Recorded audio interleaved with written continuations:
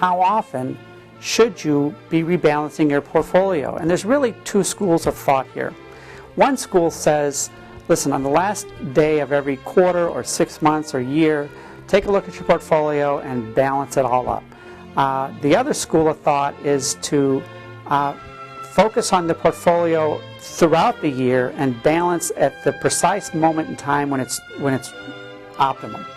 And that, I think, is probably the smarter way to balance a portfolio. In other words, instead of, well, let's use an example. If you are balancing your portfolio on the last day of every year, and January 1st starts, you've got a perfectly balanced portfolio of 60-40. And then the first half of the year, equities take off and climb 20%, and now your portfolio is up to maybe 70-30. And then the last half of the year, equity markets dive. So on the last day of the year, your portfolio is 60-40 again, just because of market movements.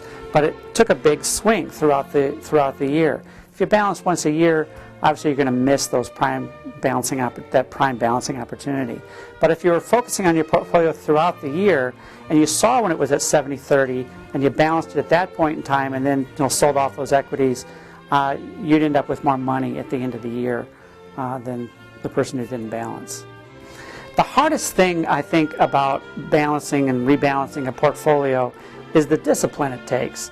Because when equity markets are taking off and really soaring, it takes a tremendous amount of discipline to sell off that part of your portfolio, or just a piece of that part of your portfolio that's doing so well.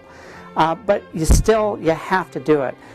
Unfortunately, it's that discipline, I think, that keeps most investors from actually balancing their portfolio properly. They just don't want to sell what's doing really, really well and buy what's perhaps not doing as well at that moment in time.